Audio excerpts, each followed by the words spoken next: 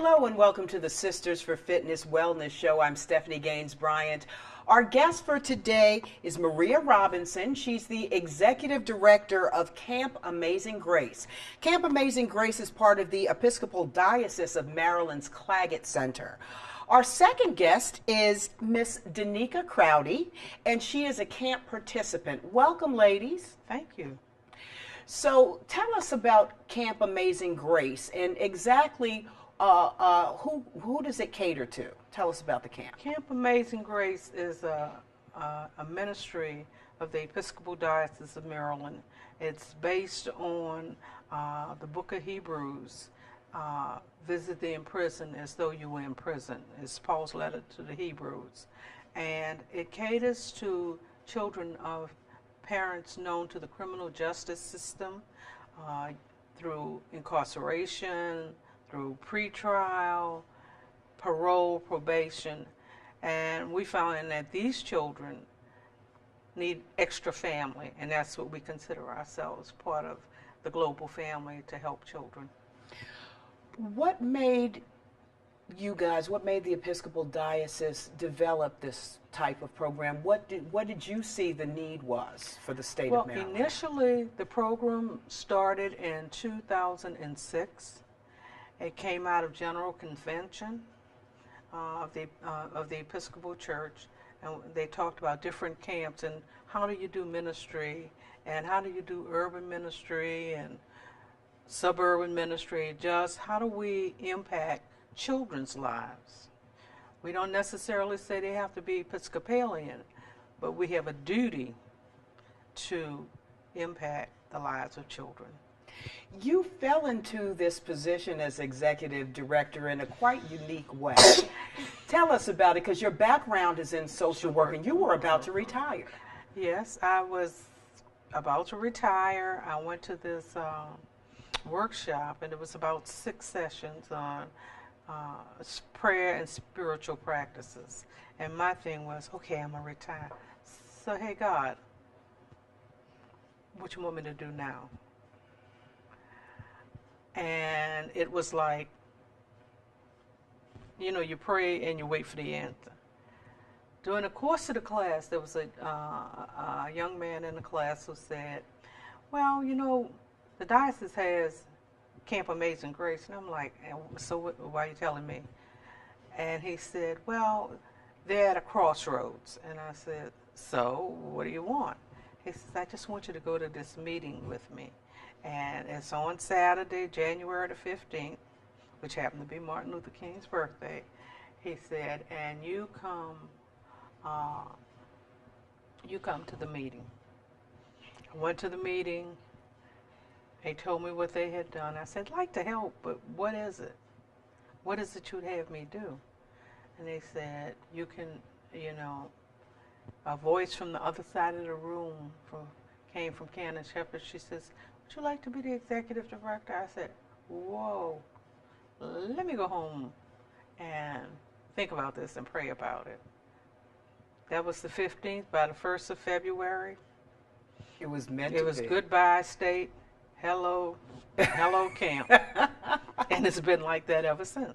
Well, tell us, where do you get most of your kids from? Where are the kids coming from? We have a lot of children that come from Baltimore City. The camp will service children. The diocese goes from the Bay Bridge to the West Virginia line. But we take kids from everywhere. We take them from Prince George, Anne Arundel, Baltimore City. We had kids from Allegheny. We just take them From all over. From all over. So how many kids do you have per summer? Anywhere from 23 to 30. It's a week of intense activity. So it's a 7-day. It's a 5-day. 5-day. They leave on Sunday and they come back on Friday. Very good. Tell us about some of the things, some of the activities that are available to kids at the camp. Danica, can you answer that question? What type of activities?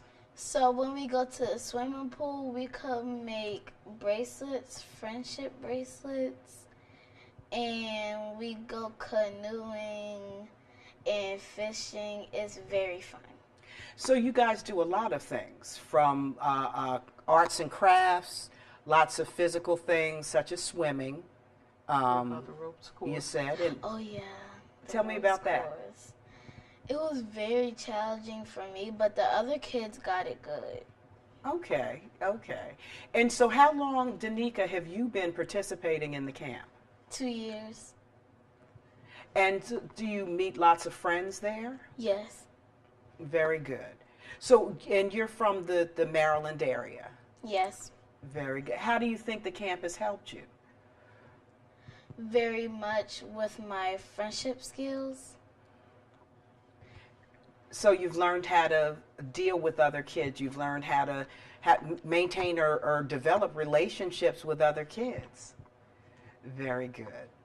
So how many kids did you say you have each year? Or how many this year, as a matter of fact? This year it's like 23 or 24. I don't have my notes with me. Sometimes we'll have as many as 30, and for whatever reason they drop out. You know, they may have to go to summer school. You know, there's some kind of family situation. This camp is, we run on donations. You know, people donate money. They hear about us and they want to be a part of it.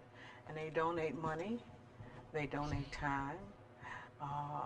And that's why I wanted to interview you about the program, to let folks know that there are programs out here like yours, that there is a definite need in the community to help these children whose parents are involved in the criminal justice system. They don't have to be left behind. They can have this positive experience for 5 days. One of the things that we find is, well, initially my first year, the kids were looking at me and I was looking at them. They were like, well, who is this woman? You know? And from there, when we get there on Sunday, we have like a luau and a pool party. And then we go to dinner, and then we go to chapel. And we end the day with chapel. The next morning, it's up and running. And really what happens is they have a breakfast, then it's down to chapel. And let me say this about chapel. Chapel is not what people think it is. It's very child-oriented. It's not denomination-oriented. We use Bible stories, those kinds of things. That was going to be my next question. Does a child have to be part of the Episcopal Church No. to enter the camp program? No, not at all. We've had varieties. We want to be inclusive in terms of children just getting to know one another, understanding their differences, you know. So my grandmother takes me to a Baptist church, I go to a Presbyterian church. We don't deal with that. We deal with God loves you and we try. And that's another good thing, that there is a religious foundation. There's a spiritual component to it. Two things that I insisted on was that we start the day with prayer, and we end with prayer. And in between, you know, it's the bikes, the canoes, the fishing. Monday morning is ropes course, and ropes course is practically all day because they have to do team building exercises. And how do you, and that's a great thing too, that you teach the kids how to work as a team. Right. And how have you seen that? How have you worked as a team, Danica, in the camp? How do you see that? We be in groups, and sometimes we could pick the people that we are in a team with. And has it taught you better how to work as a group? Yes. Very good, very good. And working as a team and even those leadership skills are so very, very important when it comes to Exactly. kids. Exactly. And it's something that if you learn at a young age, it's something that'll carry on Forever. with you. One of the things, the way I can tell if it's been a good week, if someone says, "Can I come back next year?" That's the sign. Okay. Sometimes it's challenging. We try to keep them as busy as possible, so the homesickness may be there, but they got to focus on. I got to get my water and get to the dining hall, or I have to go to play. What's the name of that game you guys play? Duck, duck, goose, goose. Duck, duck, goose. That's what it is.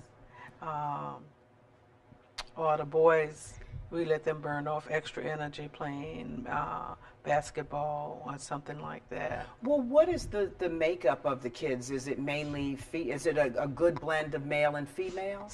Some years I had more, one year I had more males, one year I had more females. It just kind of depends. You know, we try to keep it even, but some years, boys, for at least 3 or 4 years while I've been there, there have been more boys than girls. What is the makeup as far as ethnicity? Is it mainly minority children? Do you have a good blend of? We have minority children, and we're looking for more inclusiveness. We've done recruitment efforts in Western Maryland. We've started to work the Annapolis because initially a lot of the children were from Baltimore City. And I said, it doesn't look like this. Their world can't look like this. Their world has to look different. And so I've kind of been on a mission to be inclusive. And you do accept children from this, because we're in Prince George's County. You do accept children from. We've had children from Prince George's County. What is the application process like? Well, you know, every organization has growing pains. So we're in our 10th year, and we're trying to go all electronic. If you go on the Bishop Claggett website and type in Camp Amazing Grace, the application is online. Okay. We're trying to get it completely online. We're not there yet. I also look at the fact that not every child Has access. has access. So the question is, how do you get access and still be electronic? Is the camp doing anything different this year from last year? Anything added? We're adding bikes this year. Okay. We're adding bikes. You know, they can do a 1 or 2 mile ride. We have, one year we had one person who was in the military, and she was, they would do morning PT. One year we did water aerobics in the morning. Just so long as we can keep them moving, keep them busy, that's the name of the game. And where is the camp located? It's located in Buckystown, Maryland, which is in Western Maryland, in the gently rolling hills of Western Maryland. It's a 300-acre site that was at one point a working farm, and it was a boys' school. And over the years, it's evolved. It sounds like it would be It's a pretty neat place to beautiful be. place. There's sometimes we go in a barn and have activities. We go, you know, there's the barn. Like one year it rained, and we went in the barn and we had square dancing. That sounds fun. and then we'll go into the pavilion if it rains. There's always some place that we can go and just have fun. What are the sleeping accommodations like? Powell Hall is the main building when you come on the campus, and it was a school dormitory, and it's still used that way for the campers. So we had one night where we sleep out under the stars, and we make s'mores and sing songs, tell stories. And do you have children who come back year after year? You have to put them out. Okay, you're getting a little old for this. And I'll say, well, there are other camps.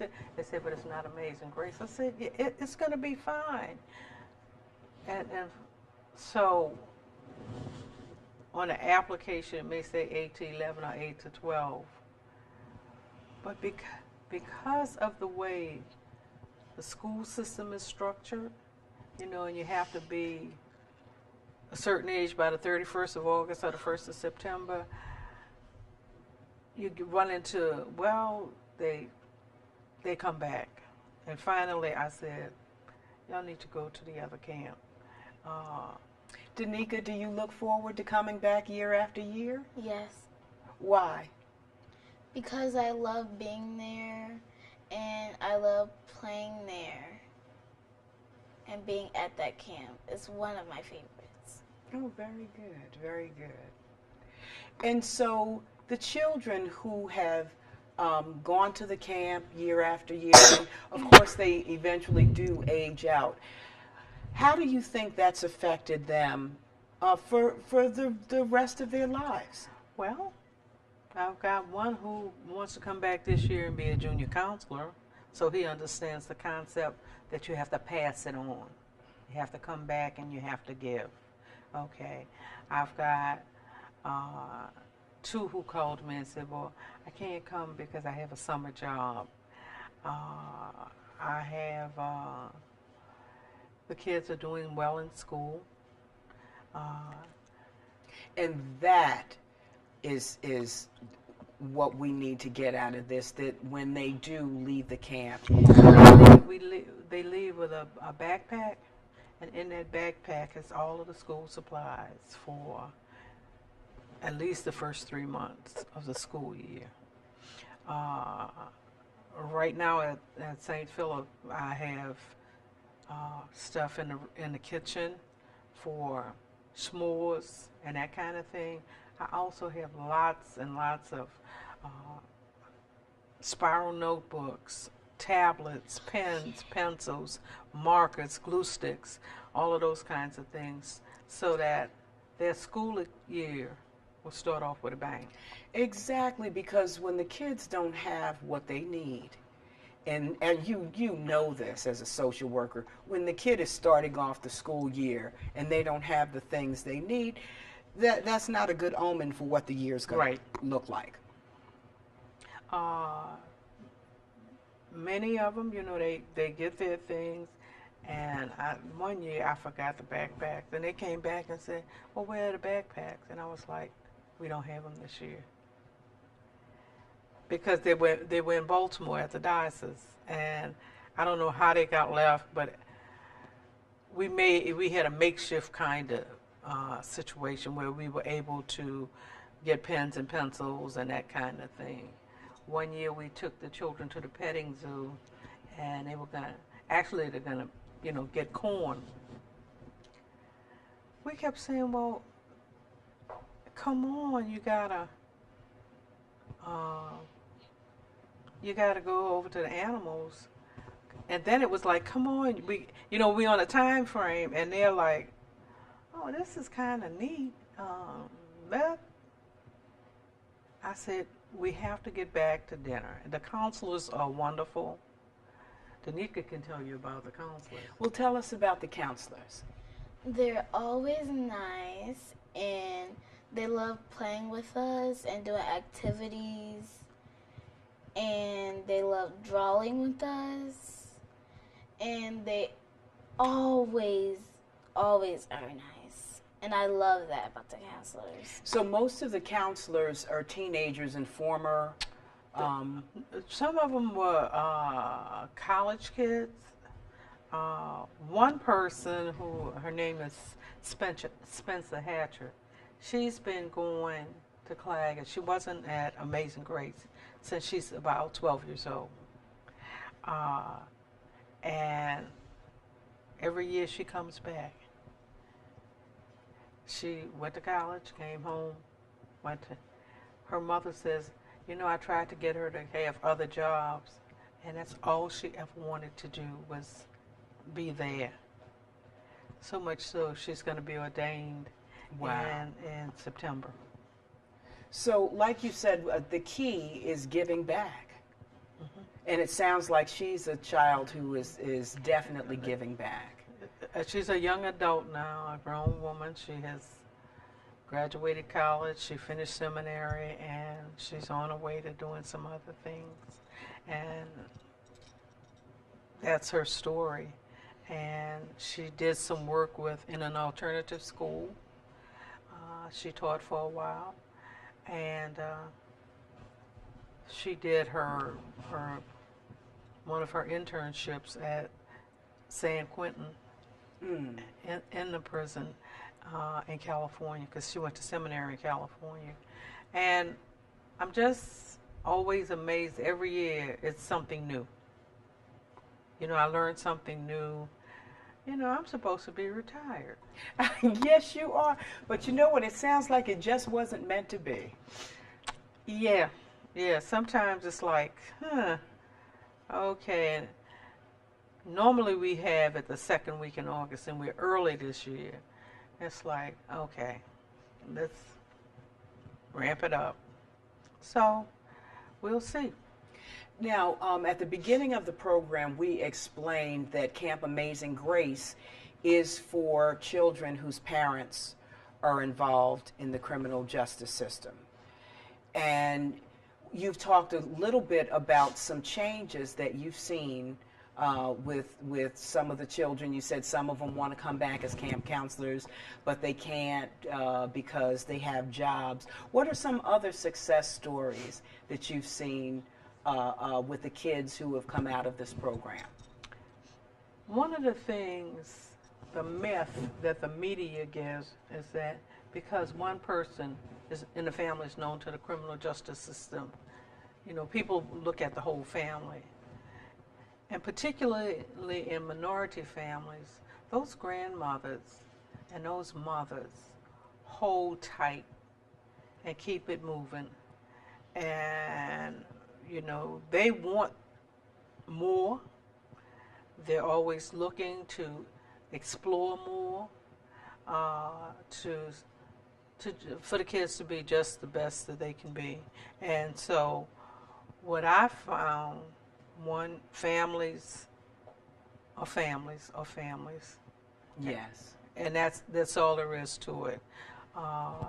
And that you can succeed even if your parent has been involved in the criminal justice system. You can be a success. You can be a leader. You can make a difference. You know, we look at the young woman that's going to the Olympics. She didn't start off good. And her grandparents took her and her sister to Houston and raised them. And it's the same thing I find with these families. They're always asking about what services they can get.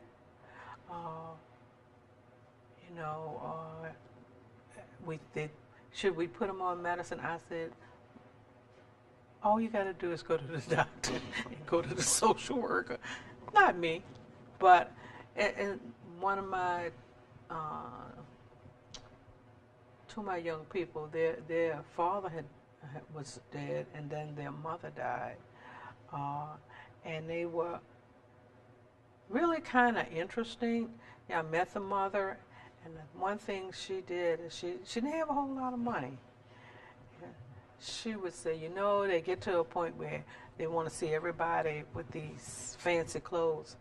And she shared this story with me, how she would get a big department store shopping bag, like Macy's or someplace like that. And the girls would go to school, and she would go up to the thrift store, buy the stuff, bring it home, and embroider all over it or put some kind of decoration on it.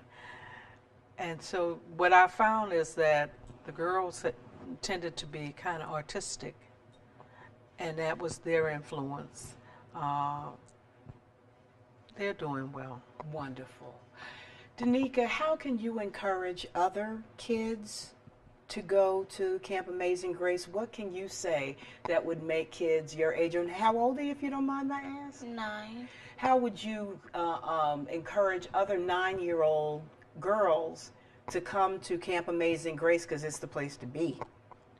I'll say it's amazing, and you could ask your mom or your dad to bring one of your friends, and when we go to the swimming pool, you could see if you can make friendship bracelets together. So is that one of the activities that you do as a team, is to Yes. make friendship bracelets together? Yeah. And how does that help you connect with the other students, the other girls, the other boys? I asked if you want to make a friendship bracelet with me or want to be my friend. And usually I'm sure everybody says yes. Very much so. I think you're going to have Danica for the next 3 years or so.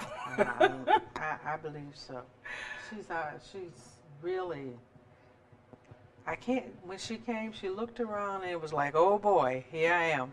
And she's been really happy. You know, she tells other kids we're going to go to the pool, and she's kind of our ambassador. Very good, and that's exactly what you need. And Danica, those are leadership skills that you can definitely take into the future. In wrapping up our program, or at the end of the program, we're going to give the information about the camp. And if people are interested, you know, they can go online and take a look. Get prepared for next year. Exactly. Get prepared for next year. Exactly. Thank you so much for joining us. And Miss Maria, I think it was just meant to be. It's not time for you to retire yet. Okay. Okay, if you say so. We've been talking to Maria Robinson. She is the executive director of Camp Amazing Grace. And Camp Amazing Grace is part of the Episcopal Diocese of Maryland, the Claggett Center. And we will give the information and the credits on how you can get in touch with the folks that you need to get in touch with, to if you know someone or if you have a child who is interested in being involved in the camp. And I want to thank you so much for joining me today. Okay. And Miss Danica, I want to thank you as the ambassador of Camp Amazing Grace. I want to thank you for gracing us with your presence today. You're welcome. You've been watching the Sisters for Fitness Wellness Show. I'm Stephanie Gaines-Bryant. Have a great day.